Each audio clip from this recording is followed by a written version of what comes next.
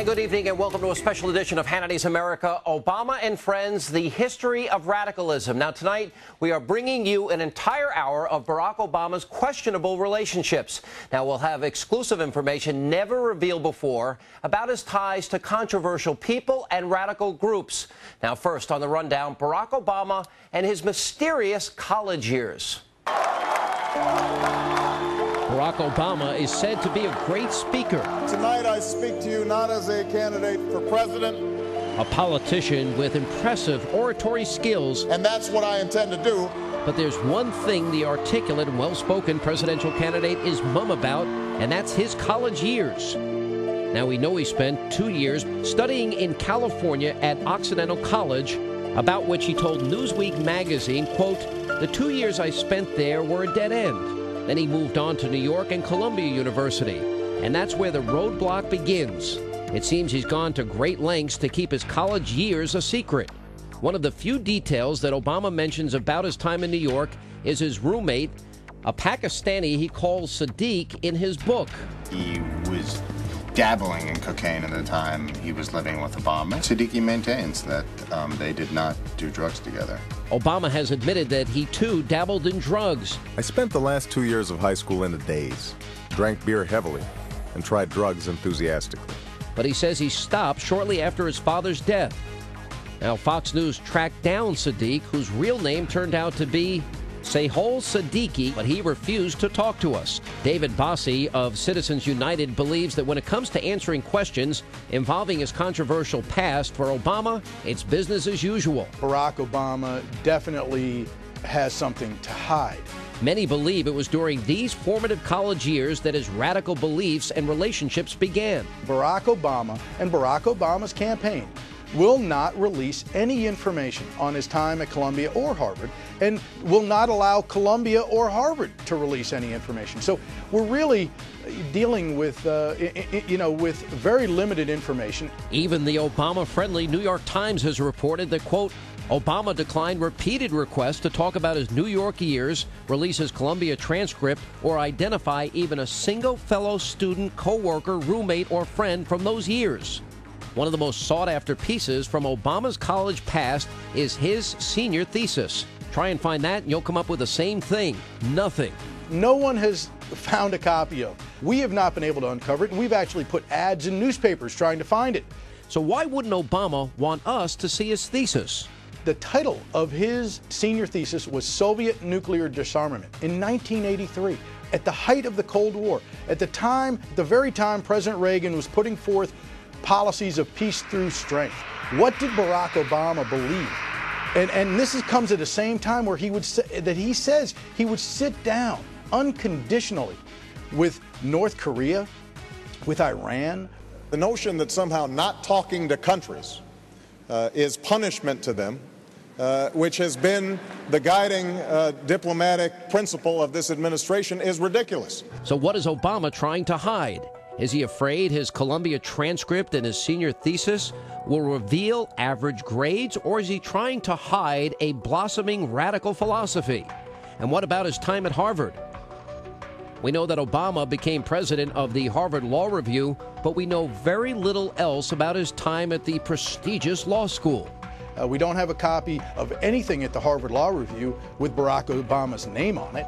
And how did he get into the ultra-exclusive Harvard Law School anyway? Percy Sutton, who's a former borough president of Manhattan and a former lawyer for Malcolm X, may have inadvertently given us the answer.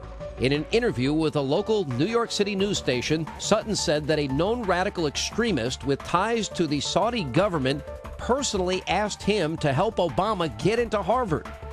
I was introduced to him by a friend who's raising money for him. The friend's name is Dr. Khalid Al-Mansour. This explosive interview and piece of evidence appears to connect Barack Obama to Dr. Khalid Al-Mansour, a top advisor to a key Saudi Arabian official and a former mentor to the Black Panther Party. Al-Mansour is a name that most Americans are not familiar with, but he is a familiar figure in African American communities here in the United States and Muslim communities around the world. Al-Mansour is an author, a lawyer, a Saudi advisor, an Orthodox Muslim, a black nationalist, and an outspoken enemy of the State of Israel. Take a listen to his views on Jewish people. But the white Jews took over Judaism, and they are the ones who are saying, we want Jerusalem. We want Samaria. We want the Arab land. And they say, when you ask them, why do you want them? They say, God gave it to us. That's a lie. And listen to what he says about white America. So white people don't feel bad. Whatever you do to them, they deserve it. God wants you to do it. And that's whether you cut off the nose, cut off the ears, take flesh out of their body. Don't worry. God wants you to do that. That sounds like some of Obama's other friends. Oh, I am so glad that I got a God who knows what it is to be a poor black man in a country and a culture that is controlled by and run by rich white people. Before entering Harvard, Obama worked briefly as a community organizer for the Chicago-based Gamaliel Foundation, which is founded on the principles of the radical socialist Saul Alinsky, considered by many to be the godfather of community organizing. Tell us about, for example, the relationship as it relates to the belief system of Saul Alinsky. Saul Alinsky is a very central figure in Barack Obama's life precisely because of his time as a community organizer in Chicago. The community organizing he's involved in, a lot of people hear that community organizer. They get a very different picture from what this is. If you read Alinsky's Rules for Radicals and Reveille for Radicals, what you find is a philosophy that's very calculating. How can I manipulate people into following a certain course of action that I want them to take? That is his, that's the underlying philosophy here. This is a formative time in his life. He refuses to answer any questions. His campaign refuses to answer any questions. And the American people have the right, and we must demand to know why he did that. What influences? Was it Saul Alinsky? Was it any other socialist? We know he went to socialist speeches and activities.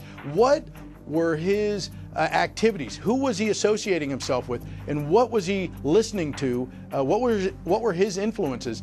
So those are the questions we need to know before we make an educated decision in November. Obama's reluctance to talk about, quote, the college years adds to the growing suspicions of many that the Illinois senator has a background in radicalism that he'd rather not talk about. Keep moving. And coming up next, Barack Obama, the community organizer. Now, was this the beginning of a grand scheme perpetuated by radicals? You'll be hearing from a man who says it is. And then the senator is trying to hide his ties to Weather Underground leader William Ayers, but we'll expose the truth behind his relationship with the admitted unrepentant terrorist. Coming up.